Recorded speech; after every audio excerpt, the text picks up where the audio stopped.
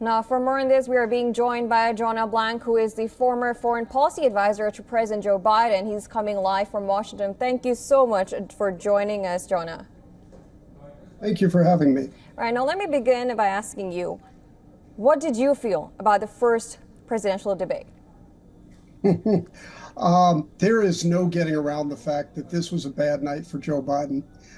He did not perform as well as his supporters would have liked. And I think that a lot of people in the Democratic Party are getting a little bit freaked out. I don't think, however, that it's going to be the point on which the campaign either rises or falls. Now, of course, this came a little bit of a shock, not a little bit, but more of a shock for the Democrats because we saw Biden in the start fumbling. Now, in immigration is something which the Democrats have been talking about so much, but Biden couldn't even talk clearly on that. How do you see that? Well, he had a problem throughout the whole debate in his delivery. His voice was hoarse.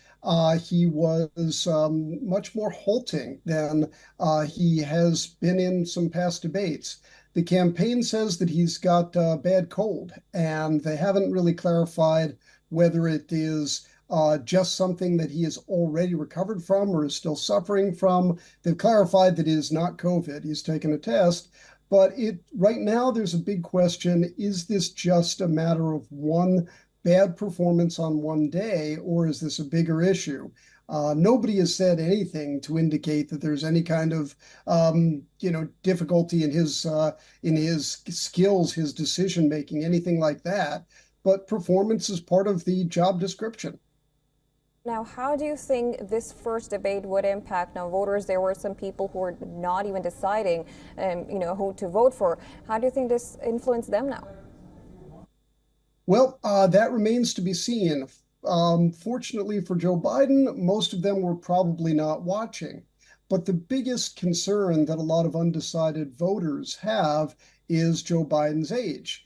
And it's kind of an unfair metric because, as we all know from various older people in our lives, one can be deteriorating in health and be totally okay up here.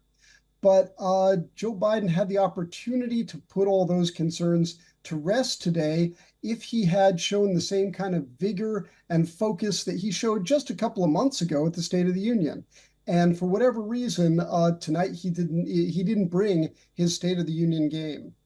Right now, there were multiple issues. There were also foreign policy. It looks like there were so many issues which could have been the subject of this debate, but somehow maybe it just got distracted. And the one thing that people are going to take out from this debate is just the performance.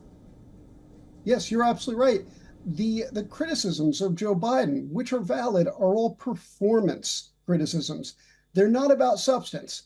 On substance, Joe Biden showed himself to be coherent and on target, and Donald Trump, who we really should be talking about in the larger American picture, showed himself the same guy he always has been, just a greedy, self-absorbed candidate who's in it for himself. But Joe Biden had the opportunity today to make that case, and he did a very poor job of showing that.